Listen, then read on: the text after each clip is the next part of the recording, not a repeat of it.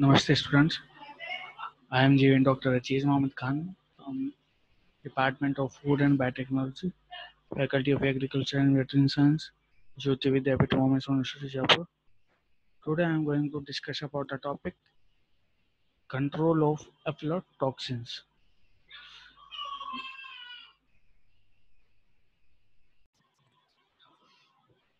First we discuss about the regulation of aflatoxins. What we mean by regulation? There are several countries which have their regulation for food products. So, in the regulation of these food products, they have maximized, they have set the maximum limits of some products. So, they have also set the limit of aflatoxins in their food products. Similarly, uh, in the aflatoxin in the food in the Australia is about 15 microgram per kg. It is a set limit. It is the set limit in Australia and New Zealand. Similarly, in the Canada, the nuts and nuts products have a aflatoxin limit of about 15 microgram to per kg. And in the other countries, it is also 15 microgram per kg on the products such as peanuts, almonds, salad, Brazil nuts, hazelnuts, and this is the maximum limit of aflatoxins. In the Nigeria, the maximum limit of aflatoxin in almonds, hazelnuts, and cell Brazil nuts is 10. In India, in some food products such as wheat, maize, sorghum, rice, whole spirit pulse, and some other pulses, the maximum limit of aflatoxin is 30 microgram per kg. In USA, uh, the food products such as Brazil nuts, peanuts, peanut products, their maximum limit of the aflatoxin is 20, and in the South Africa it is 15. The aflatoxin regulation in animal feed is also limited, such as in the broiler chicken, it is 20 ppb, and in the layer poultry, it is 100 ppb. In the uh, cattle food, it is about 20 ppb parts per billion, and in the beef cattle, it is 300 ppb parts per billion. Now go to the topic control of aflatoxin. Control of aflatoxin is conducted in three ways: physical treatment, chemical method, and biological method. So, in the control, first, what we will do, we will inhibit the growth of fungus. Okay, so in the control, we will discuss two things. The first thing is that inhibition of fungal growth and control detoxification of aflatoxin. So there are two things in which first we will discuss about the inhibition of fungal growth, and these are the three techniques which are used for the inhibition of the fungal growth. The first is physical treatment. When drying seeds and commodities have moisture layer that is 9 to 11%, then we can maintain the moisture content. Maintenance of the container of the store house at low temperature can be used for the for the lowering the fungal growth. Similarly, we can keep out the insects and pests from the storage so that fungal cannot be grown. And the gamma irradiation of large scale communities can be used for the inhibition of fungal growth, and dilation of contaminated feed and safe feed can be used for the inhibition of fungal growth. In the chemical method of fungal growth inhibition, we can use the fungicides. Okay, these are the examples of some fungicides, and we can use some use fumigants such as ammonia. And when we use these fumigants, the microbes will be killed. Similarly, we can add some herbal extracts such as garlic, onion, clove oil, turmeric oil. These have antimicrobial property. So when we use these extracts, they can inhibit the growth of microbes. Next is biological treatment. Some enzymes can be used for the inhibition of the microorganisms such as fungi, that is the Aspergillus species, and chitin, glucagon, constituent of fungal cells, or it is a major constituent, and chitinase enzyme can be used for the disruption of fungi. Okay, some antifungal enzyme can also be used, such as chitinase, beta 1 3 glucanase, and they are present in the plant seeds. Similarly, some plant seeds which are rich in antifungal enzymes can be used for the inhibition of the fungi. In the biological treatment, we have discussed about the enzymes. Now we discuss about the fungal biocompetition. What we mean by fungal biocompetition? Uh, if one fungi survive, then if we add some other fungi, then these two fungi will compete each other for survival. And as we know that the more pathogen will be win. Okay, so if we have a specialized species and we add some another species such as Aspergillus flavus, we are adding this species some another species in some crops, then these species can fight each other. Okay, and this fighting will lead to the inhibition of the fungi. The toxigenic biocompetition as well as strains out, and will compete the toxin as it isolates, resulting in reducing pre-harvest contamination with aflatoxin in peanut and cotton.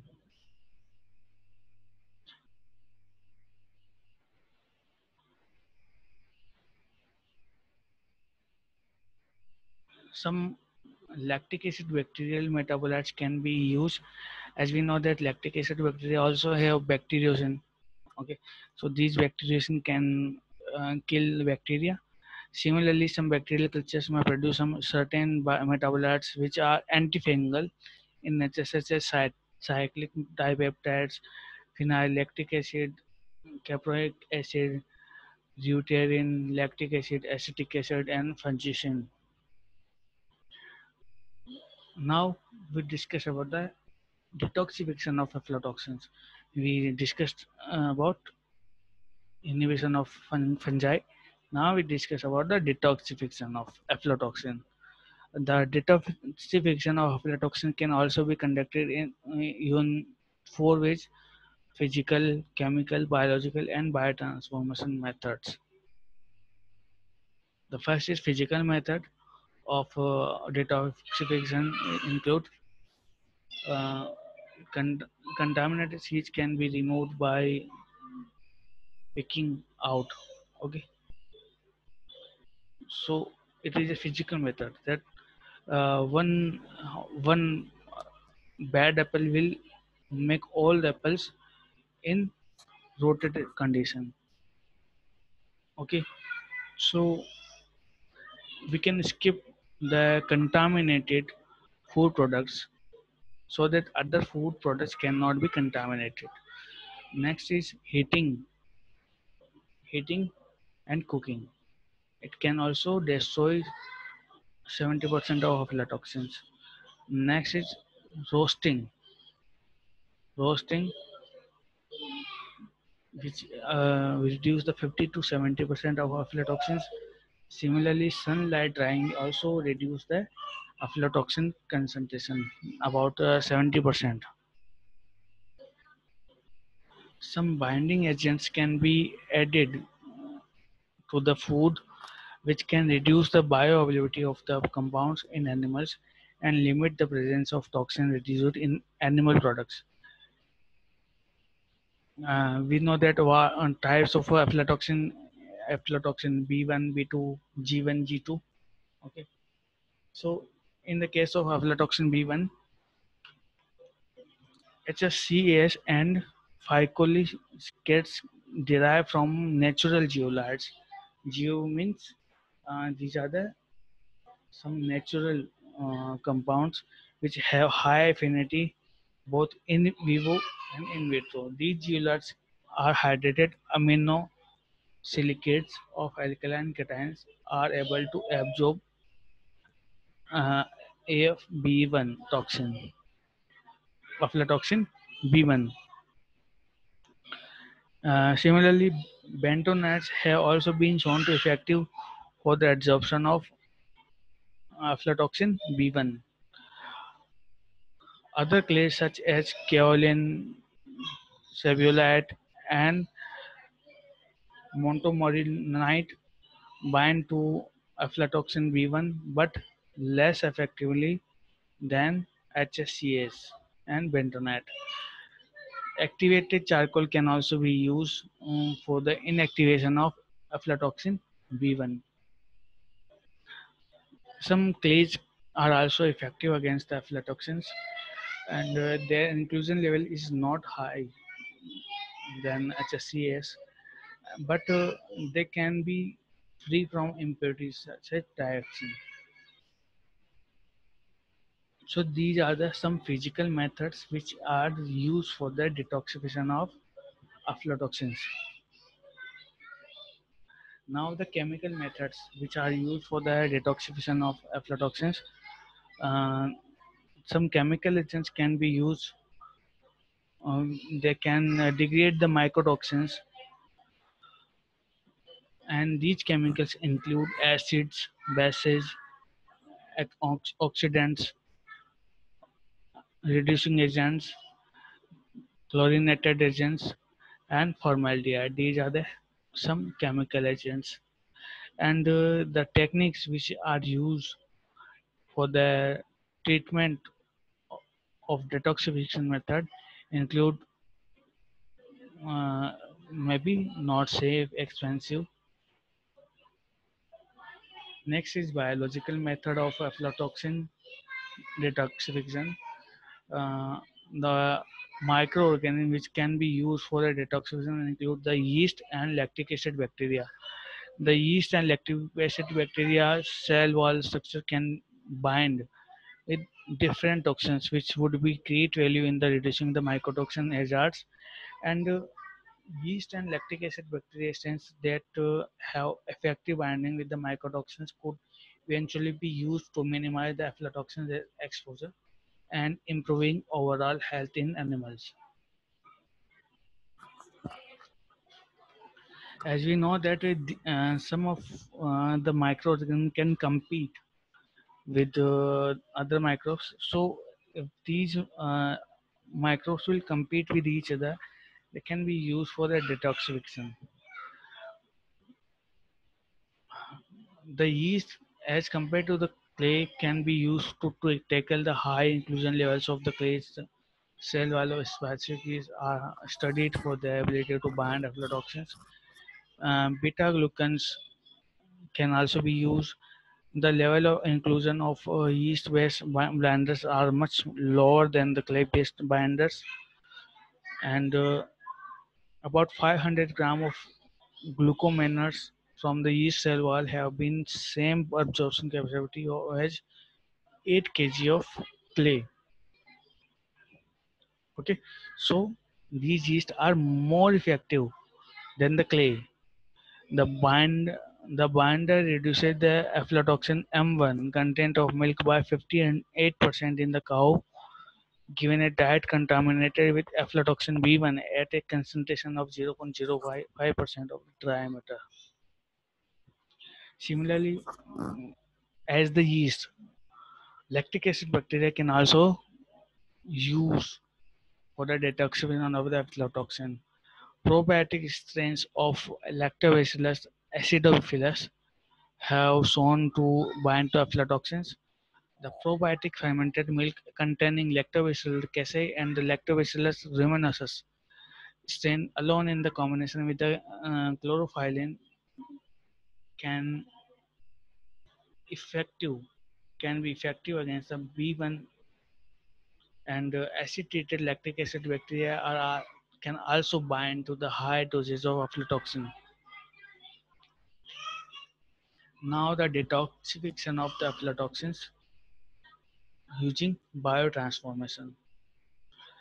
The dual cultivation of Aspergillus niger with any of the species such as Mucor or Alternaria or Rhizopus or Bacillus. Okay, cultivation of any of these two species together will lead to the detoxification of the aflatoxins because the Aspergillus species cannot be produce any aflatoxin in combination when in combination with these species. Okay, these species will reduce the chances of aflatoxin production. Okay, it and these results in the 70 to 80% degradation of aflatoxins.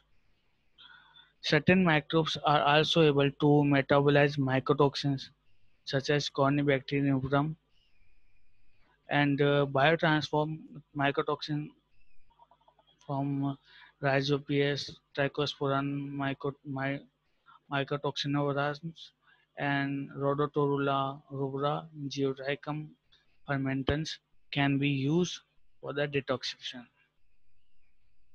Now, the some examples of biological detoxification. The first is epoxide hydroxylase and glutathione as transferase. These are the enzymes which are involved in the detoxification of activated AFB1.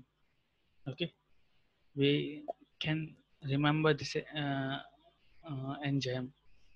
Similarly, CYP-AV2 is effective in hydroxylation of AY. These are the examples of molecular. These are the molecular studies for the detoxification of aflatoxins.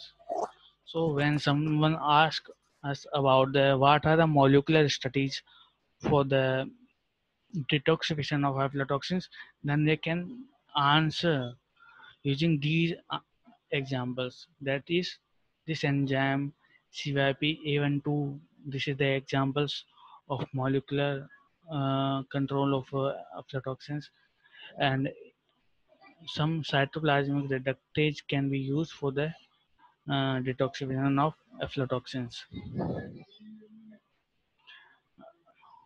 Some other chemical treatments and ammonia techniques can also be used for the detoxification of aflatoxins, including treatment with ammonia, treatment with sodium bisulfite, and treatment with calcium hydroxide. The addition of sorbents can also be used for the detoxification of the aflatoxins, and various absorbing materials classifiable as aluminas, silicas, and aluminosilicates can be capable of detoxification of aflatoxin. Now, what are the strategies which can be used for the reduction and removal of aflatoxins in dietary manipulations? So, which uh, dietary supplements we can add for the aflatoxin removal? The examples include amino acids. When we add some amino acids such as uh, these phenylalanine, then we can reduce the concentration of the aflatoxin in the food. The vegetable oils and antioxidants can also be used, can also be ingredient added in the food supplements for the anti-toxic activity. So these are the strategies which are used for the detoxification of the aflatoxins. So our lecture is over here. In the upcoming video, we will meet in another video tutorial. Thank you very much.